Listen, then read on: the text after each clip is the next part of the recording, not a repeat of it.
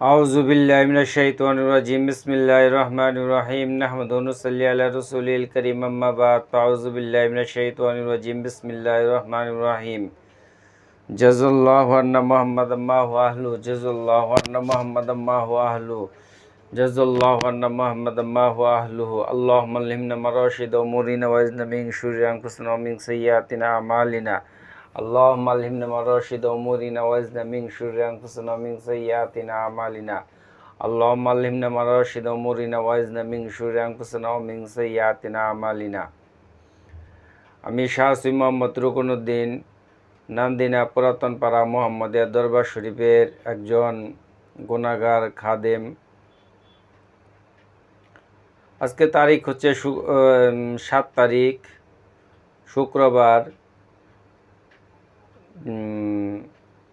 June মাস 2024 সাল। এখন বিকালবেলা।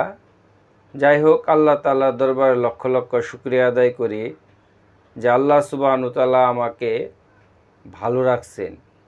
একটা মানুষের মানসিকভাবে প্রশান্তি থাকার জন্য সবচেয়ে বেশি যে বিষয়টা জরুরি, সেই বিষয়টা হলো যে আমি আল্লাহ তাআলা আমাকে আজকে জীবিত রাখছেন। Thank you my god.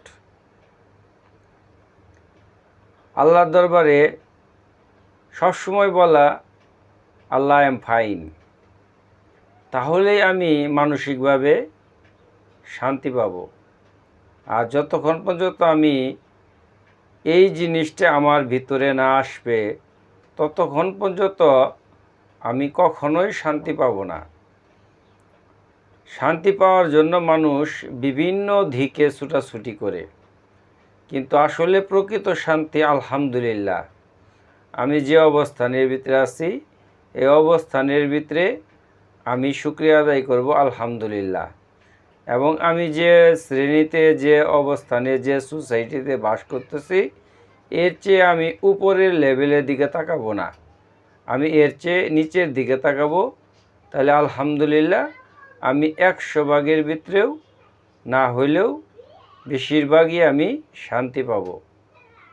কারণ এই জন্যই আমি শান্তি পাব, আল্লাহ সুবহানাহু ওয়া তাআলা বলছেন যে ওয়ালানাবলুয়ান্নাকুম, গ্রামারের ভাষায় এখানে অবশ্যই অবশ্যই ওয়ালানাবলুয়ান্নাকুম, যে অবশ্যই অবশ্যই মিনাল খাউফ,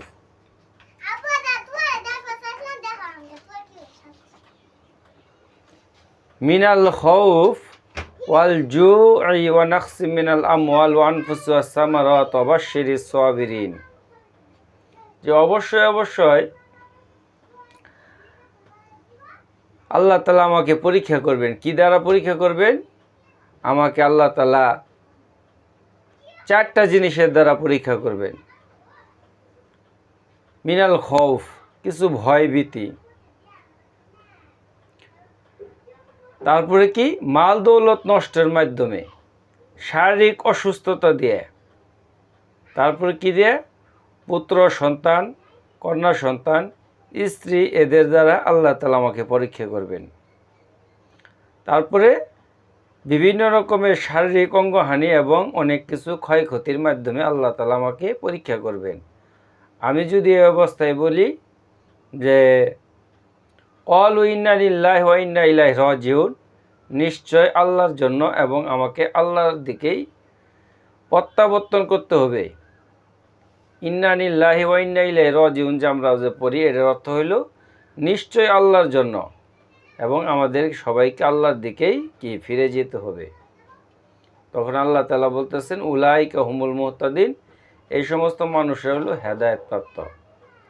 সেই জন্য আমরা উপরের দিকে না তাকাই, নিচের দিকে তাকাই, তাহলে আমরা শান্তি পাবো। তাছাড়া কখনোই আমি শান্তি পাব না। এখন একজন মানুষ, তার 2টা পা নাই। এখন আমার যখন 2টা পা আছে, আমি তাকে দেখে শুকরিয়া আদায় করতে পারি আলহামদুলিল্লাহ, আল্লাহ তাআলা আমাকে, তার 2টা পা নাই, আল্লাহ তাআলা আমার 2টা পা দিচ্ছে। আরেকটা লোকের 2টা হাত নাই, আমি এটা দেখে আলহামদুলিল্লাহ বলতে পারি যে আলহামদুলিল্লাহ আমার তো দুটো হাত আছে, এর জন্য আমি আল্লাহ দরবারে শুকরিয়া আদায় করতে পারি। অনেকে দুটো চোখ নাই, আমি এই চোখ দেখে কি শুকরিয়া আদায় করতে পারি যে আলহামদুলিল্লাহ আল্লাহ তাআলা আমাকে চোখ দিয়েছে দেখার জন্য। অনেকে দুইটা কান আছে কিন্তু তার এই কী করে বলে কথা বলার মতন শক্তি নাই, এই জন্য আমি শুকরিয়া আদায় করতে পারি যে আলহামদুলিল্লাহ আল্লাহ তাআলা আমাকে ভালো রাখছেন। সেই জন্য আমি যখন নিচের দিকে তাকাবো তখনই আমি মনের ভিতরে শান্তি পাবো, আর তাছাড়া আমি কখনোই শান্তি পাবো না। আর যখন আমি উপরের দিকে সবসময় তাকাবো তখন আমার ভিতরে হতাশা কাজ করবে, আর হতাশা থেকে মানুষ বিভিন্ন ধরনের রোগে আক্রান্ত হয়। Phobia, anxiety, panic disorder, high pressure, cholesterol, বিভিন্ন রকমের কিডনির প্রবলেম, এই বিভিন্ন ধরনের রোগ, টেনশন থেকে 100 প্রকারের উপরে রোগ সৃষ্টি হয়। আর আমার যখন মুখের ভিতরে থাকবো আলহামদুলিল্লাহ ভালো আছি, তখন আর আমার ভিতরে কোনো ধরনের টেনশন কাজ করবে না। সেজন্য আমরা সর্ব অবস্থায় বলি যে আলহামদুলিল্লাহ আল্লাহ আমি ভালো আছি, আল্লাহ তোমার কাছে আমি শুকরিয়া আদায় করি। আমার জীবনের কথা আমি বলি, আমার যে ঘটনা ঘটছে এটা যদি আমি সিরিয়াসলি নেই তাহলে আমি বেঁচে থাকবো তো দূরের কথা, আমি এই হাত পা মানে অবশ হয়ে যাবে গা। কিন্তু এটা আমি সিরিয়াসলি নেই। আমি এটা ভাবি যে আল্লাহ রসুলের নাতনি ইমাম হাসাইন এবং হুসাইন তারা যেরকম মুনাফিকের ষড়যন্ত্রের শিকার হয়েছিল, ঠিক আমিও একই অবস্থা মুনাফিকদের ষড়যন্ত্রের শিকার হয়ে আমার বাম পা কেটে ফেলতে হয়েছে। বাস আলহামদুলিল্লাহ, এটাই আমার তকদিরের নসিবে ছিল, আলহামদুলিল্লাহ।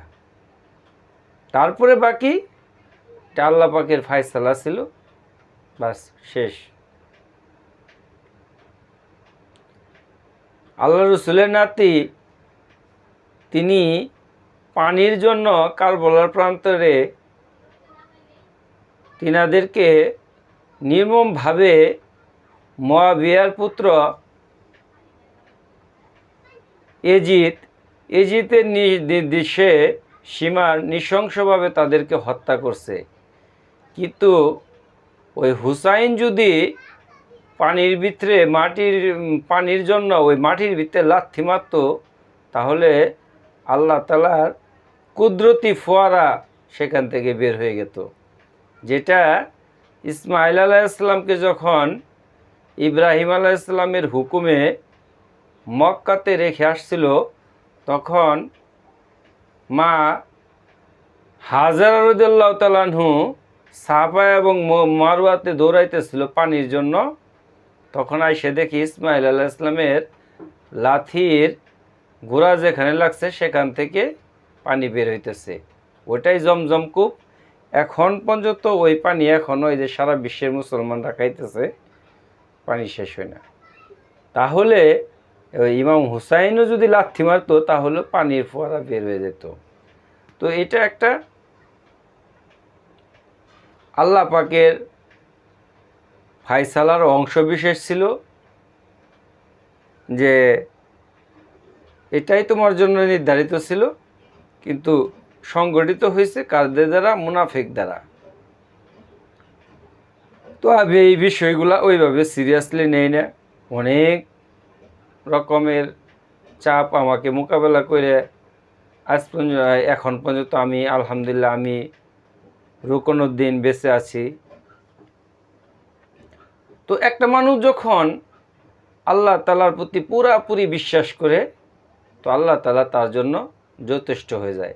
আল্লাহ তাআলা বলছে, ওয়ামাইয়া তাওয়াক্কুল আলাল্লাহ ফাহুয়া হাসবুহু, তুমি যদি আমার উপর পুরোপুরি ভরসা করো, পরিপূর্ণ তোমার যদি ইমানান কামেলা, ইমানটা যদি সঠিক হয়, মজবুত হয়, তাহলে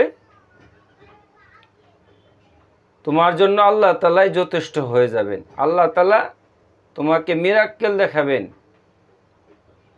এমনভাবে আল্লাহ তাআলা তোমাকে মিরাক্কেল দেখাবেন যে তুমি এটা কল্পনাই করতে পারবে না যে আল্লাহ তাআলার গায়বী মদত এবং সাহায্য কিভাবে আসে।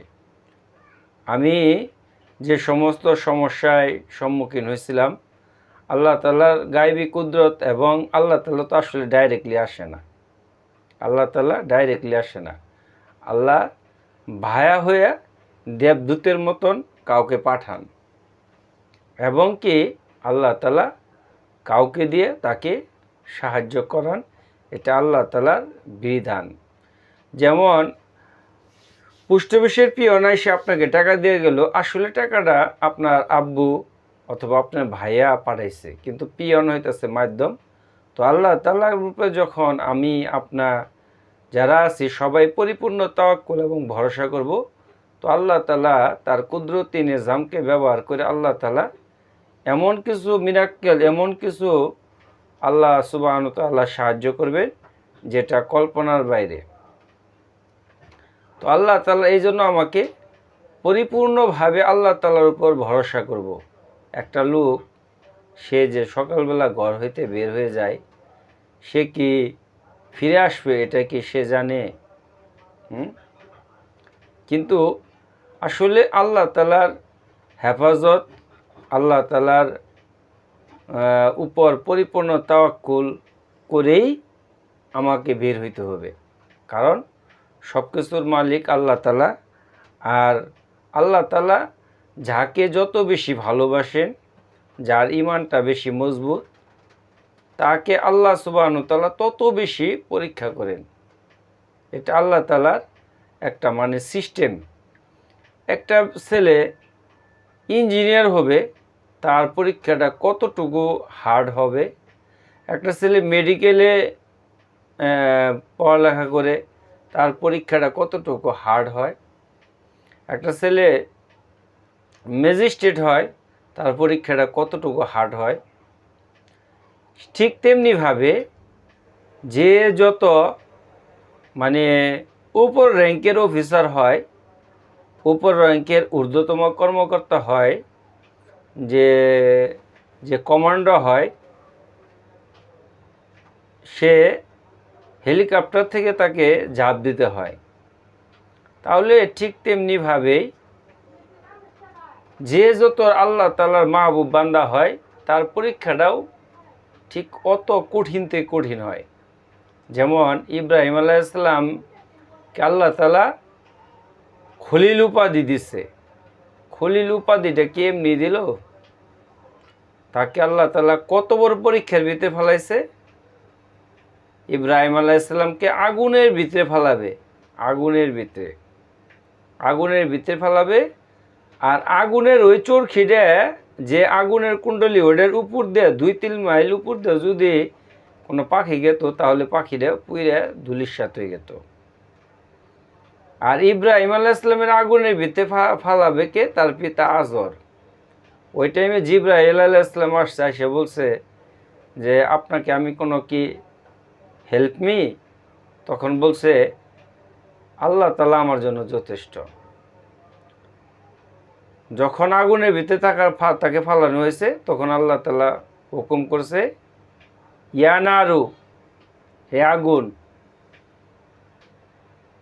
সালামুন আলা বারদাতুন আলা ইব্রাহিম। সালামুন মানে শান্তি, তুমি শান্তিদায়ক হয়ে যাও। আলা মানে উপরে, ইব্রাহিমের জন্য তুমি শান্তিদায়ক হয়ে যাও। তাহলে কত বড় একটা পরীক্ষা ছিল। এখন পরীক্ষাও যেরকম ছিল, ওইরকম আল্লাহ তাআলা তাকে খলিল উপাধি দিছে। সেজন্য আমার পরীক্ষাটা যত বেশি হার্ড হবে, তত বেশি আমি আল্লাহ সুবহানাহু ওয়া তাআলা প্রিয় পাত্র হব। আর পরীক্ষা কী জিনিস যে করবে, এটা আল্লাহ তাআলা বইলে দিছে। 4টা জিনিস যেন করবে। একটা হয়েছে স্ত্রী, পুত্র সন্তান, কন্যা সন্তান। আরেকটা হইতেছে কি, নিজের শারীরিক অসুস্থতা, অঙ্গহানি, বিভিন্ন রকম ক্ষয়ক্ষতি এবং কিছু ভয়ভীতি, এবং কি মাল দৌলত নষ্টের মাধ্যমে আল্লাহ তাআলা আমাকে পরীক্ষা করবেন। এ অবস্থার ভিতরে আমি যদি বলি আলহামদুলিল্লাহ, তাহলে আমি পরীক্ষাতে কী হলো, আমি ওই পরীক্ষাতে আমি কি হলাম, সাকসেস হইতে পারলাম। সেই জন্য আমরা আসলে আমাদের বর্তমানে এমন অবস্থা হয়েছে, আমরা আলহামদুলিল্লাহ বলতেই ভুলে গেছি। মানে পাশের বাড়ির ভাবির তার ঢাকা গুলশানে 3টা ফ্ল্যাট আছে, 3টা বাড়ি আছে, তারপরে কানাডাতে তার একটা বাড়ি আছে। কিন্তু আমার তো এখন পর্যন্ত ঢাকাতে আমি একটা ফ্ল্যাট কিনতে পারলাম না, অথবা গুলশানে একটা বাড়ি বানাইতে পারলাম না, ধানমন্ডিতে বা বনানীতে অথবা উত্তরাতে। এখন এজন্য আমার সবসময় কী হইতেছে, পেন ক্লিয়ার, আমার মাথার ভিতরে একটা টেনশন। আসলে পাশের বাড়ির যে ভাবিটা, সে আমাকে একটা ডিপ্রেশনের ভিতরে ফেলাইছে গেল। সে বলতেছে যে জানো জানো, তোমার ভাইয়া আমাকে আজকে 5 ভরি সোনার একটা গয়না গিফট করছে। আসলে এটা একদম ভুয়া কথা। সে তাকে ডিপ্রেশন দেওয়ার জন্য সে তাকে এমন একটা কথা বলল, তখন তার ওয়াইফ তার হাজব্যান্ডকে ওই বারবার বলতেছে, তোমার কাছে বিয়ে বসে আমার লাইফটাই নষ্ট। আমাকে তোমার চেয়ে আরও কত হাই সোসাইটির মানুষ বিয়ে করতে চাইছে, কিন্তু আমি তো আসলে কোনো কিছুই তোমার কাছে বিয়ে বসে আমি পাইলাম না। এই যে তার ভিতরে একটা মানে পেন ঢুকাই দিল। এখন এটা নিয়ে সে হতাশা। এখন এই হতাশা থেকে তার ব্ল্যাক অ্যাসিডিটি হয়েছে, রাত্রেবেলা ঘুম হয় নাই, ঘুম না হতে পরের দিন প্রেশার বাইরে গেছে, পরের দিন প্রেশার বাড়াতে তার মাথা ব্যথা শুরু হয়েছে, মাথা ব্যথা থেকে চোখ ব্যথা শুরু হয়েছে, তারপর আপনার খাবার খাইছে, এদিক দিয়ে খাবার হজম হয় নাই, আবার খাবার হজম না হতে সে পোলাপানের সাথে চিল্লাচিল্লি, রাগারাগি, মানে একদম পুরা এই মানে হট মেজাজ হয়ে গেছে। তাহলে ওই যে পাশের বাড়ির ভাবিটা তাকে যে বলল, মানে ভাবি ভাবি আমার হাজব্যান্ড তো আমাকে 5 ভরি একটা স্বর্ণের একটা গয়না দিছে, এই যে কথাটা বলল, এখন এই কথা বলাতে তার ভিতরে একটা হতাশা কাজ করতেছে। এখন এই হতাশা থেকে দেখেন কতগুলা সমস্যা। এখন এইটা এরকম আছে, 1 সপ্তাহ পর্যন্ত হাজব্যান্ডের সাথে সে ভালোভাবে কথাবার্তা বলতেছে না। এখন তার ওই আচরণের কারণে হাজব্যান্ডও যে কোনো জায়গায় সে জব করে বা ব্যবসা বাণিজ্য করে, সেই জায়গাতে তার মনটা সঠিকভাবে বসতেছে না। তাহলে দেখেন মানুষের মাইন্ড সেটিংটা আসলে চেঞ্জ করতে হবে। আর যদি সে বলতো, আরে এই স্বর্ণ তো আমি কবর নিয়ে যাব না, স্বর্ণ যদি আমার বেশি থাকে তাহলে আমার এই স্বর্ণের জবাব দিতে হবে এবং আমার এটা জাকাত দিতে হবে। যখন এই কথা সে বলে দিত, তখন ওই পাশের বাড়ির ভাবিটা তাকে আর এইগুলো বলতো না। তখন এমনি সে তাকে আর কখনো এগুলো বলার সুযোগও পাইতো না, আর তার ভিতরে এই ধরনের হতাশাও কাজ করতো না। আমার গুলশানে বাড়ি নাই, ধানমন্ডিতে বাড়ি নাই, কানাডাতে একটা বাড়ি করতে পারলাম না, তখন সে এমনিতেই তার ভিতরে শান্তি এসে পড়তো। এখন মানুষ এই যে আরেকজন মানুষে যে তাকে বলে দিল, এখন এটা থেকে তার ভিতরে হতাশা থেকে দিন কতগুলা রোগ সৃষ্টি হইতেছে। এটা কিন্তু আজকাল রাসূল সাল্লাল্লাহু আলাইহি ওয়াসাল্লাম কিন্তু এই জন্যই বলছে, তোমরা যে অবস্থায় থাকে না কেন তোমরা বলো আলহামদুলিল্লাহ। এটা কেন বলছে, এটা কিন্তু আজকে সারা বিশ্বের ভিতরে আজকে চর্চা হইতেছে। পৃথিবীর ভিতরে আমরা সবচেয়ে জানি কি, সবচেয়ে অপরাধ কম সুইজারল্যান্ডের মানুষ, এবং কি তারা অনেক শান্তিপ্রিয় মানুষ, এবং তাদের কি করে কয়, এই সরকারি সর্ব ধরনের ফেসিলিটিতে দেওয়া হয়। তারা বিয়ে করার আগে তাদের কাউন্সিলে, তাদের ইউনিয়ন পরিষদে তারা বিয়ের জন্য যখন এই ইচ্ছা পোষণ করে, তখন ওখানে একটা সিপি তারা জমা দেয়। তখন সরকারিভাবে তাদেরকে ওই বাড়ি করার জন্য জায়গা নির্ধারণ করে দেয়। ওখানে তাদের বাড়ি করে দেওয়ার জন্য সরকারের লোক নিযুক্ত করে দেয়, গ্যাসের লাইন দেয়, পানির লাইন দেয়, বিদ্যুতের লাইন দেয়, কার্পেটিং রাস্তা দেয়, সব কিছু দেয়। তারপরে সে বিয়ের শাদী করে। সেখানে ইপটিজিং বলতে কোনো কিছু নাই। এত শান্তিপ্রিয় এবং এত মধুর মানে ওয়েদার, যেটা কল্পনাই করা যায় না। হ্যাঁ হ্যাঁ, আচ্ছা পরে দিয়ে যাও। এখন আপনার এই যে জিনিসটা, সেটা হলো এত সুন্দর ওয়েদার, এত কিছু থাকার পরেও আপনার এই সুইজারল্যান্ডে সে একটা মানুষ স্বাভাবিক মৃত্যু যাতে হয়, এই জন্য ওরা কিন্তু আইন পাশ করছে যে একটা কফিনের ভিতরে সে ঢুকবে, আর ঢোকার পরে তার শ্বাস প্রশ্বাস বন্ধ হয়ে যাবে, সে এমনি মারা যাবে। তাহলে এত কিছু থাকার পরেও সে কতটুক ডিপ্রেশন ভোগ করার পরে সে নিজে আত্মহত্যার পথ বেছে নেয়, এবং কি সুইডিশ সরকার এটাকে বৈধতা দিছে। অথচ আমাদের মুসলমান ধর্মে আত্মহত্যাকে মহাপাপ বলা হয়েছে। এখন দেখেন, তাহলে তাদের সব কিছু থাকা সত্ত্বেও, এভরিথিং এ টু জেড সব কিছু থাকা সত্ত্বেও তারা কি করতেছে, মানে নর্মাল মৃত্যু, মানে স্বাভাবিক মৃত্যু তারা গ্রহণ করতেছে। অথচ ওই মৃত্যুটা যে কত কষ্টদায়ক, কফিনের ভিতর থেকে সে যদি পারত কফিনটাকে ভাঙে ফেলাইতো, কিন্তু বাইরে থেকে যারা কফিনটাকে লক করে দেয়, তখন ওটাকে যে খুলবো, কারণ সে বনসই দিয়ে নিছে এখন, কারণ এটা তো একটা সংস্থা, এটা একটা সরকার, পার্লামেন্ট, তাদের পার্লামেন্টের একটা আইন চালু করছে। এখন যদি তার মৃত্যু নিয়ে নিশ্চিত না হয়, তাহলে তো সে তো আবার তাদের বিরুদ্ধে মামলা করব, তাহলে ফাঁসে যাবে। যে কোনো মানুষ আত্মহত্যা যখন করে, চাই সে ফাঁস টানাক আর বিষ খা, সে যদি এটা যখন তার এই জিহ্বাটা বের হয়ে যায়, এটার যে কষ্টটা, এটা যখন সে বুঝতে পারে, সে বাঁচার জন্য সর্বোপরি সে চেষ্টা করে।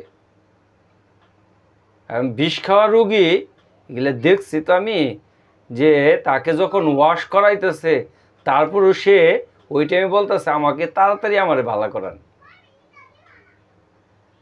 সেজন্যই সুইজারল্যান্ডের মতন রাষ্ট্র, যেখানে সব কিছু আছে, তারপরে তারা হতাশ, ডিপ্রেশন। কারণ কি, এই জন্যই তারা হতাশ, এই জন্যই ডিপ্রেশন তাদের ভিতরে। আপনার যে আলহামদুলিল্লাহ, আল্লাহ আই এম ফাইন, এই কথাটুকু বলার মতন তাদের মাথার ভিতরে এই জ্ঞানটুকু নাই। এখন যার ফলে সে হতাশাগ্রস্ত। এখন আমাদেরকে সর্ব অবস্থায় বলতে হবে, আল্লাহ তোমাকে ধন্যবাদ জানাই, তুমি যে আজকে আমাকে সূর্যের আলো দেখার মতন তৌফিক দান করছো। কারণ নিঃশ্বাসের কোনো বিশ্বাস নাই, আর একটা মানুষের কখন মৃত্যু হবে এটা কেউ জানে না, এটা একমাত্র আল্লাহ তাআলাই জানে। সেজন্য এই যে বিষয়টা, এই বিষয়ের ভিতরে আমি যখন বলবো যে আলহামদুলিল্লাহ আল্লাহ আমি ভালো আছি, হ্যাঁ আলহামদুলিল্লাহ, আজকের দিন তো আমি জীবিত, কালকে মনে করেন 8 তারিখ, 8 জুন, আলহামদুলিল্লাহ আমি জীবিত। আর তো আমি যদি আজকে রাতে মৃত্যু হইতাম, তাহলে দেখবেন যে আপনার ভিতরে ওই শান্তি এসে পড়বে। ওই ডায়মন্ডের লেক্স ইয়ের জন্য, এই ডায়মন্ডের সিঙ্গাপুরের থেকে ডায়মন্ডের চেনের জন্য আপনার কী করা লাগবে না, ওই হতাশ হওয়া যাব না। আর ওই পাশের বাড়ির ভাবি আপনাকে যে বুদ্ধি দিবে, হ্যাঁ, স্টার জলসার ভিতরে দেখায় না, বাথরুম থেকে বাড়াই খুব সাজসজ্জা, তারপর রান্নাঘর থেকে বাড়াইতেছে খুব সাজ্জা। আসলে কি মানুষের জীবনটা কি এরকম? না, মানুষের জীবনটা এরকম না। এখন যখন আপনি এইগুলাকে পাত্তা দিবেন না, তখন আপনি মানসিকভাবে আপনি নিজে শান্তি পাবেন, আপনার হাজব্যান্ড শান্তি পাবে, আর পরিবারের শান্তি আসবে, এবং আপনার হাজব্যান্ড বলবে যে আমি সবচেয়ে একটা ভালো অর্ধাঙ্গিনী আমি পাইছি। সে তার অন্য কোনো মেয়ের সাথে রিলেশন করার জন্য সে চিন্তা ভাবনা করবে না। আর যখন একটা মেয়ে মানুষ হাজব্যান্ডের সাথে দুর্ব্যবহার করে, তখন সে দেখে অফিসের কলিগ অথবা আরেকটা সহকর্মী তার সাথে অনেক ভালো আচরণ করে, তখন তার মন মানসিকতা অন্যদিকে ডাইভার্ট হয়ে যায়। সেই জন্য আমরা আসলে এই সবসময় শুকরিয়া আদায় করি যে আল্লাহ, তুমি তো আমাকে স্বামী দিছো, জীবিত আছো। ফিলিস্তিনিবাসীর হাজার হাজার স্বামী তারা এই ইসরায়েলের ইহুদিরা মেরে ফেলছে, আমি তাও তো বলতেছি আমার স্বামী আছে। অনেক নারী আজকে তারা 20 বছর 30 বছর ধরে তারা একা জীবনযাপন করতেছে, সিরিয়াতে একা জীবনযাপন করতেছে, ইয়েমেনে একা জীবনযাপন করতেছে, আফগানিস্তানে একা জীবনযাপন করতেছে, ইরাকে একা জীবনযাপন করতেছে, সোমালিয়াতে একা জীবনযাপন করতেছে। অনেক রাষ্ট্র, বিশেষ করে মুসলিম রাষ্ট্রগুলা। তাহলে সেই হিসেবে আপনাকে আমাকে অবশ্যই ধন্যবাদ দেওয়া দরকার যে আলহামদুলিল্লাহ আমি ভালো আছি। হ্যাঁ, এই যে আলহামদুলিল্লাহ আমি ভালো আছি, এই জিনিসটা আমাকে প্রশান্তি দিবে। আর আমি যদি হতাশাগ্রস্ত হয়ে যাই, তাহলে আমি মানসিকভাবে ভেঙে পড়ব। আর মানসিকভাবে ভেঙে পড়ার পরে আমার নানান ধরনের মানে আমি এক তো হইতেছে আল্লাহ আমার প্রতি নারাজ হবে, দ্বিতীয়ত হইতেছে আমি এক সময় মানসিকভাবে ভারসাম্য হারাই ফেলাবো। আর আমি তো আরও বললাম যে আমি যদি খারাপ আচরণ করি তাহলে কি কি ঘটনা ঘটবে আগের দিনে, এটা তো আগেই বললাম যে পরের দিন এরকম দেখা যাব যে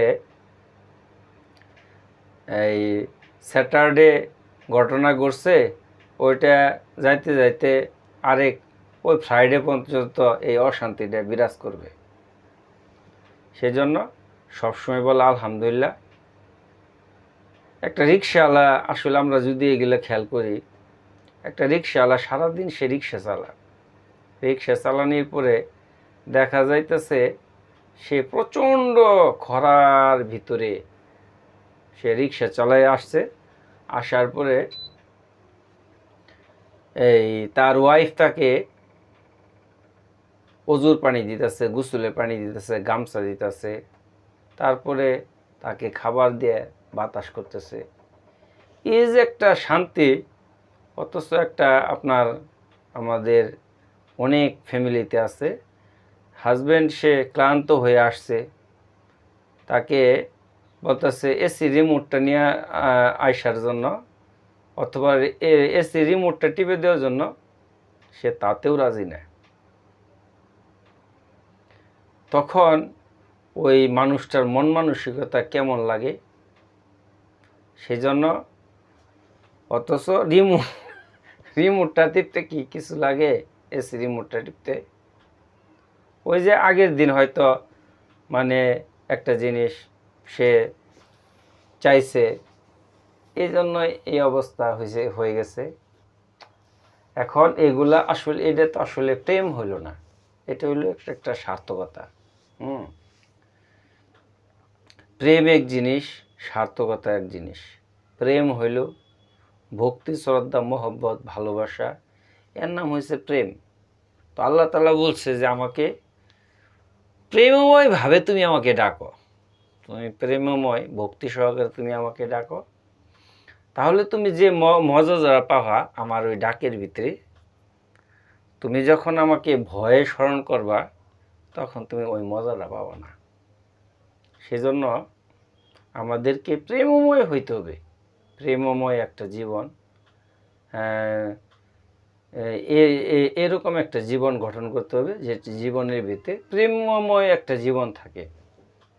এখন আমি যদি ভয়েই করি, হ্যাঁ, এখন আমাদের সমাজে অনেক ধরনের মানুষ আছে, বর্তমান সমাজের ভিতরে অনেক ধরনের মানুষ আছে, এগুলা আমাদেরকে বুঝতে হবে। আসলে এগুলা সমাজে বর্তমানে চলতেছে, যার ফলে আমাকে এটা বুঝতে হবে যে এদিকে আমার তাকালে চলবে না। আসলে আমার জীবনটাকে আমার সুন্দর করে আমাকে চলতে হবে, কিন্তু বর্তমান যে অবস্থানের উপরে এটার উপরে যদি আমি চলি, আসলে আমি তো কখনোই মানে এক তো হইতেছে আল্লাহ তালার শান্তি, আমি আল্লাহ তালার সান্নিধ্য, আল্লাহ তালার ভালোবাসা, আল্লাহ তালার নৈকট্য, আল্লাহ তালা গাইবী ভাবে যে আমাকে মদত করবে, এটা আমি কখনোই পাবো না। আল্লাহর গাইবী মদত কি? আমি অনেক কিছু আছে, মনে করি রাষ্ট্রের সর্বোচ্চ ফ্যাসিলিটি আছে, আমি হেলিকপ্টার দিয়ে যাইতেছি, দেখা গেল হেলিকপ্টারে 3টা পাখার ভিতরে একটা পাখা হঠাৎ করে ভাঙে গেল, তখন আমার অবস্থাটা কি হবে? সেই জন্য এটা আল্লাহ তালার গাইবী যে কিছু কিছু সাহায্য আছে, এটা বলে আল্লাহ তালা মিরাক্কেল দেখান, এটাই আল্লাহ তালার গাইবী সাহায্য। দুনিয়াবী সব ফ্যাসিলিটি থাকার পরেও দেখা যাইতেছে যে আমার ঘরে মাত্র একটা মশা ঢুকে একটা কামড় দিছে, আর ওই মশাটা থেকে আমার ডেঙ্গু আক্রান্ত হয়েছে। ডেঙ্গু থেকে আমি এক পর্যায়ে হাসপাতালে থাকতে থাকতে মৃত্যুবরণ করতে হয়েছে। তাহলে এটা কিন্তু ওই রাষ্ট্রীয় ফেসিলিটির দ্বারা, রাষ্ট্রের ইয়ের দ্বারা এটা হবে না, এটা আল্লাহ তালার গাইবী মদত এবং সাহায্য লাগবে। আমার এক সময় একটু একটু দাঁড়িয়ে ছিল, যাই হোক, আমি যখন অ্যাক্সিডেন্টটা ঘটলো, আমার শরীরে 23 ব্যাগ রক্ত লাগছে। এই রক্তগুলো আমি কিন্তু এক ব্যাগ রক্ত কিনে নেই, এখানে শুধু একটা আমার ছোটো ছেলের 1 ব্যাগ রক্ত ছিল, আর 22 ব্যাগ রক্তই সব আমার ওই বন্ধু যে ছিল তাদের যে স্টুডেন্টরা ছোটো ছোটো অল্প বয়সের 15-14 বছরের এরকম অল্প বয়সের পোলাপানের রক্ত আমার শরীরে, যার ফলে এক একজনের রক্তের ভিতরে এই অ্যালার্জির পরিমাণ বেশি থাকে, যার ফলে আমাকে তারা বলতো রক্ত ঢোকানোর সময় যে যদি শ্বাসকষ্ট শুরু হয় তাহলে সাথে সাথে ওই চাকাটা বন্ধ করে দেবেন।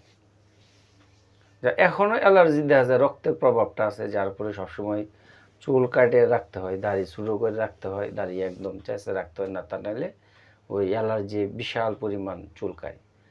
তাহলে এই যে ওই টাইমে যে রক্তগুলার যে ব্যবস্থা হইল, এটা তো আল্লাহ তাআলার গায়বী মদত ছিল।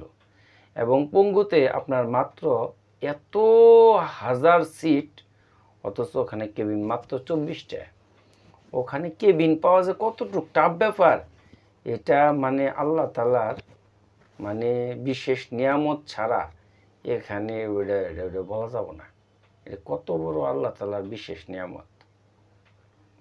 এবং কি আমার যখন ওই হাসপাতালে অপারেশন থিয়েটারে ওরা ঢুকাইছে, ঢুকানির পরে আবার তারাই জানে কি কারণে 8টার সময় আমার অপারেশন হওয়ার কথা ছিল, আবার এই কি করে কয় আমার বিকেল প্রায় 4টা বাজে, আমি ওই টাইমে আমার পকেটে মোবাইল আসছিল, আমার ছেলে ওরা তারা বলতেছে যে আমার তো কি করে কয় এই মানে অপারেশন মনে হয়ে গেছে, আমার এই অপারেশন করে ওটিতে রেখে দিছে।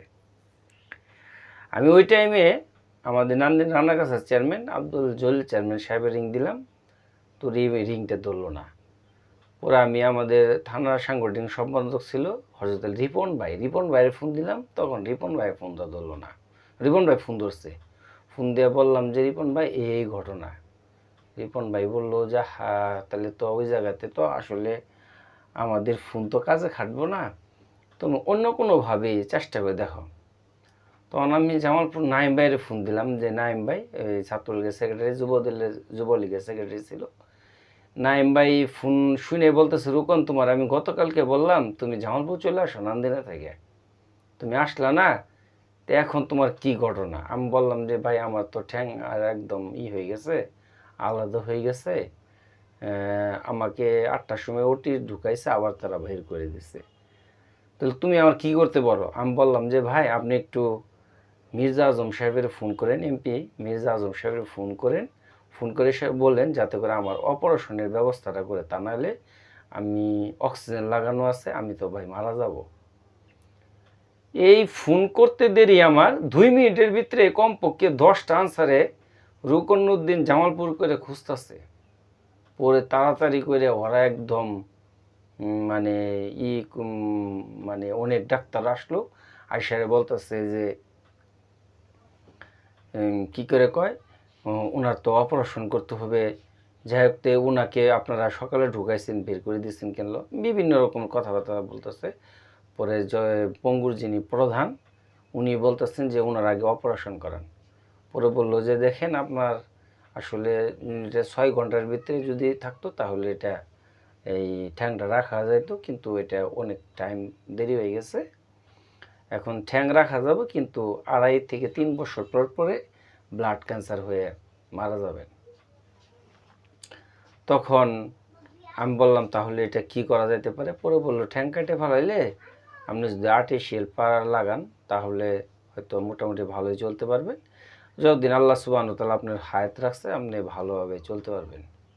তখন আমি বললাম আচ্ছা ঠিক আছে, তাহলে আপনি অপারেশনের ব্যবস্থা করলেন।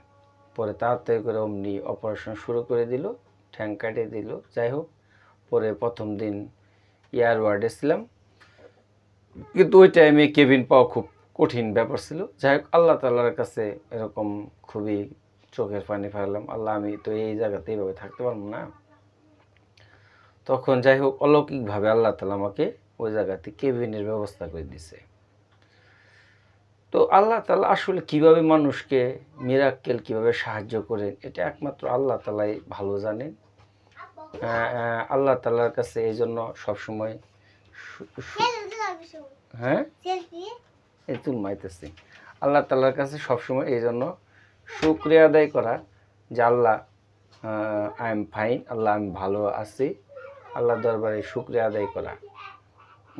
যাই হোক, সবসময় সৃষ্টিকর্তার কাছে সর্বক্ষণিক আমরা প্রার্থনা করি যে আল্লাহ তুমি আমাদেরকে অবশ্যই শান্তিতে রাখো, সারা বিশ্বের সমস্ত মুসলমানদেরকে তুমি শান্তিতে রাখো, সারা ওয়ার্ল্ডের সমস্ত মানব জাতি যারা আছে সবাইকে তুমি হেদায়েত দান করো, সমস্ত জিন এবং ইনসানের হেদায়েতের ফয়সালা করো, এবং 18,000 মাখলুকাতের উপর সবার উপরে তুমি শান্তি বর্ষণ করো।